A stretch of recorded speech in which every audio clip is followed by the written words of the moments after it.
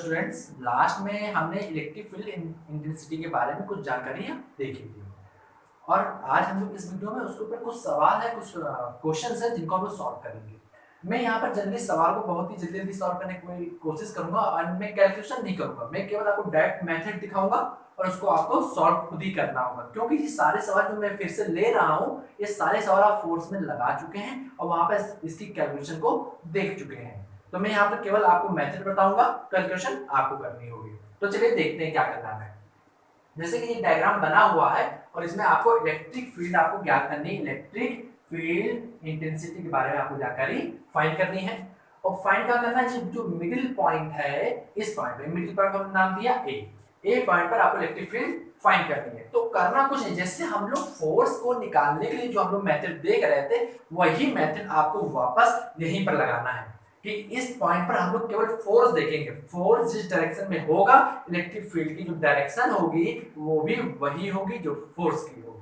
तो ठीक है, देखते हैं। मान लीजिए प्लस क्यू चार्ज है। अब हमें लोग पूछेंगे कि ए पर इसके पास जो फोर्स लगेगा वो कैसा लगेगा, किस डायरेक्शन में लगेगा, लेफ्ट में लगेगा कि राइट में कि अप कि डाउन। तो इसको पता करने के लिए हम लोग क्या करेंगे कि एक चार्ज को लाएंगे और लाके यहाँ पर रखेंगे और रखने पे पता चल जाएगा कि कैसा है कैसा नहीं है।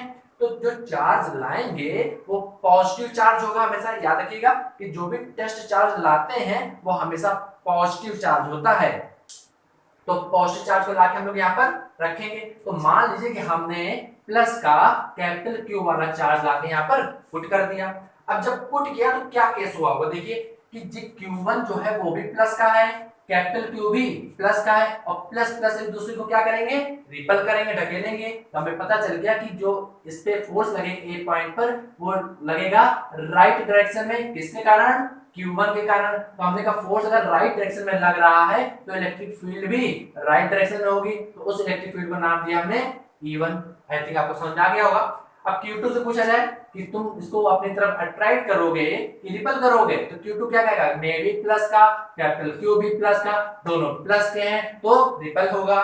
तो ए पॉइंट पर जो चार्ज रखा होगा क्या करेगा, रिपल करेगा और वो जाएगा कहां की तरफ, लेफ्ट की तरफ। तो अगर लेफ्ट की तरफ फोर्स लगेगा तो इलेक्ट्रिक फील्ड भी लेफ्ट की तरफ होगी। तो एक इलेक्ट्रिक फील्ड लगेगी लेफ्ट की तरफ जो कि होगा हमारा E2। आई थिंक आपको समझ गए होंगे कि मैंने E1 और E2 कैसे लिखा। और मैंने आपको बताया था कि जो इलेक्ट्रिक फील्ड इंटेंसिटी का जो बारे में जानकारी वो एक वेक्टर क्वांटिटी होती है। तो वेक्टर के तरीके उसको हल करेंगे। सेम डायरेक्शन में है तो जोड़ेंगे, अपोजिट डायरेक्शन में है तो घटाएंगे। और अगर कोई एंगल बना रहा होगा तो वहां पर हम लोग फॉर्मूले का यूज करेंगे।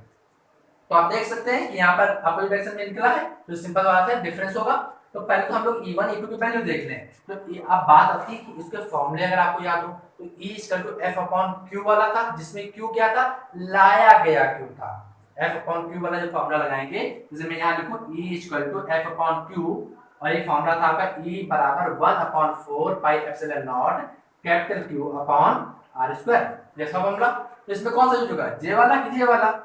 जो पहले नंबर का फॉर्मूला, जो दूसरे नंबर का कौन सा यूज करेंगे, तो दूसरे नंबर वाला यूज किया जाएगा। क्यों, क्योंकि देखिए हम लोग जो चार्ज ला के रखे हैं यहाँ पर वो कैपिटल Q है और कैपिटल Q के बारे में हमें जानकारी नहीं है।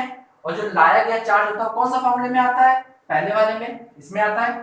तो जो लाया गया चार्ज है उसके बारे में हमें जानकारी कुछ भी नहीं है। तो हम लोग इस फॉर्मूले का यूज नहीं करेंगे। तो किसका यूज करेंगे, दूसरे वाले फॉर्मूले का। इसमें जो Q होता है वो पहले से ही वहां पर उपस्थित होता है। तो जो Q1 है वो पहले से यहाँ पर रखा हुआ था, तो इसका हम लोग यूज करेंगे। तो चलिए E1 की वैल्यू लिख लेते हैं। E1 बराबर 1/4 पाई एप्सिलॉन नॉट। Q की वैल्यू कितनी है, 10 अपॉन डिस्टेंस कितनी है 1, तो 1 का स्क्वायर।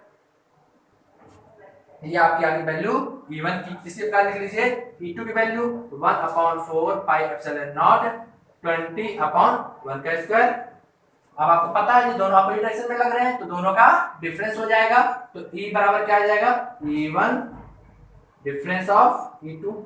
याद रखिएगा जो बड़ा होगा उससे घटा दीजिएगा और डायरेक्शन भी उसी के अनुसार देख लीजिएगा। अगर E2 बड़ा है तो E2 माइनस E1 लिखिए। और E2 किस डायरेक्शन में लग रहा है, लेफ्ट डायरेक्शन में, तो इलेक्ट्रिक फील्ड पूरी लेफ्ट डायरेक्शन में आएगी। अगर E1 बड़ा है तो E1 माइनस E2 लिखिए और जो इलेक्ट्रिक फील्ड बनेगी वो E1 की तरफ होगी।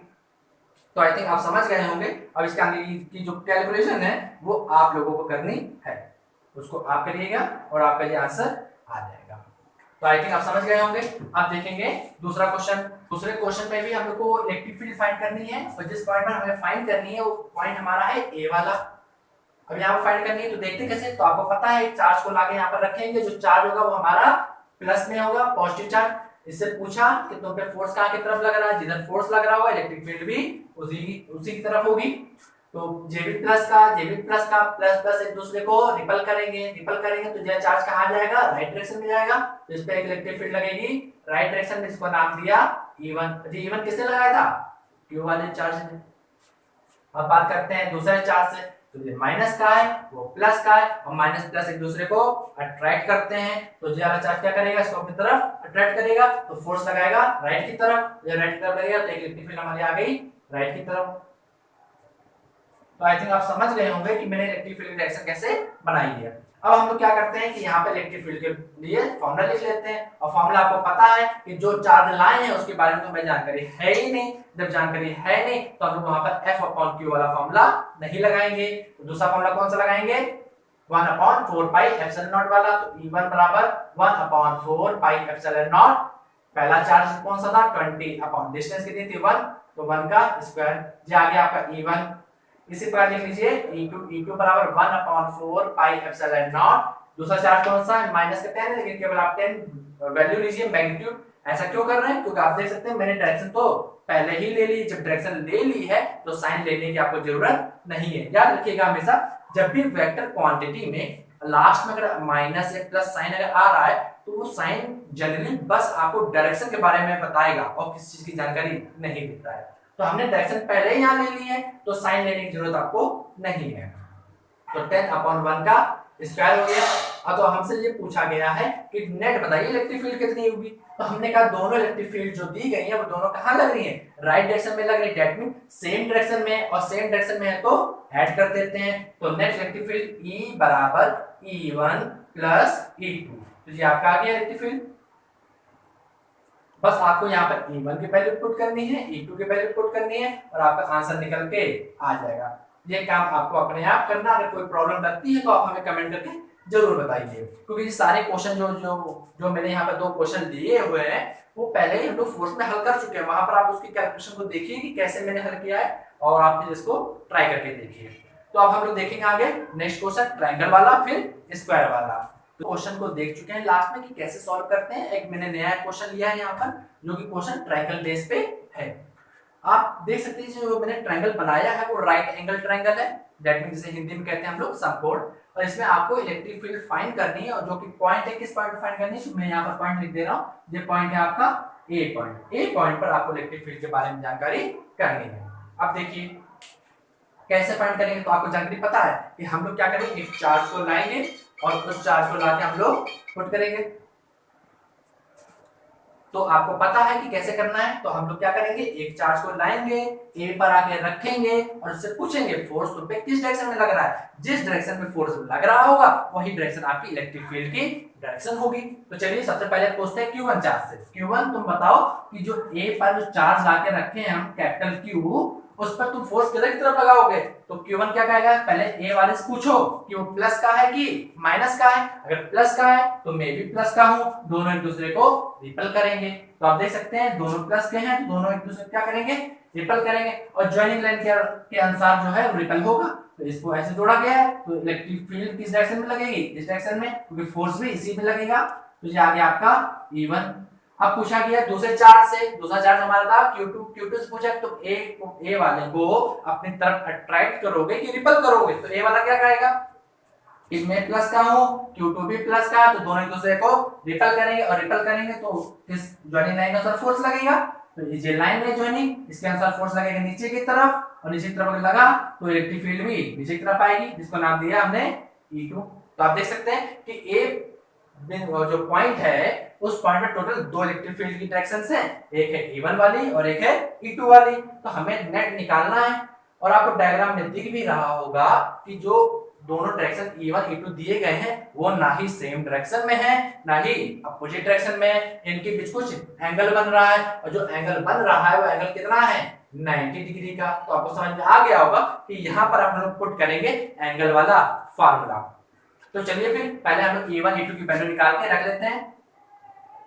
E1 बराबर कितना आएगा, E1 जो लगा रहा था वो Q1 लगा रहा था, तो कैसे निकलेगा formula 1/4 pi epsilon not 10 upon distance कितनी है 1 मीटर की, तो 1 का स्क्वायर हो गया।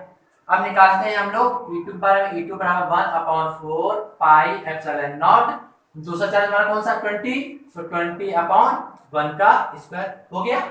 दोनों हमारे आ गए E1 E2। हमें तो नेट चाहिए, और जब नेट चाहिए तो हम लोग क्या करें, टोटल हमने देखा कि दोनों सेम डायरेक्शन में भी नहीं है, अपोजिट डायरेक्शन में भी नहीं है, कुछ एंगल बनाए हैं तो एंगल वाला फॉर्मूला लगाएंगे। तो एंगल वाला फॉर्मूला कैसे लगेगा, E बराबर अंडर रूट के अंदर E1 का स्क्वायर प्लस E2 का square plus twice E1 E2 cos theta, और थीटा की वैल्यू पता है हमें, थीटा बराबर कितना है 90 डिग्री, तो जब 90 डिग्री आप यहाँ पुट करेंगे तो cos 90 की वैल्यू होती है 0, तो जी वाला पूरा फैक्टर तो 0 बन जाएगा, तो E बराबर आ जाएगा अंडर रूट के अंदर E1 का स्क्वायर प्लस E2 का स्क्वायर। तो आई थिंक आप समझ गए होंगे कि मैंने इस क्वेश्चन को कैसे सॉल्व किया।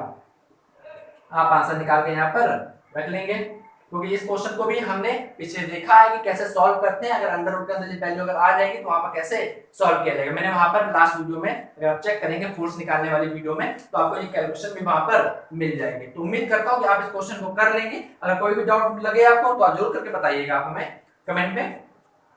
तो आज के लिए हम इतना ही करते हैं, अब नेक्स्ट वीडियो में हम लोग स्क्वायर बेस वाले देखेंगे सवाल और उसको हल करेंगे। तो चलिए मिलते हैं फिर नेक्स्ट वीडियो।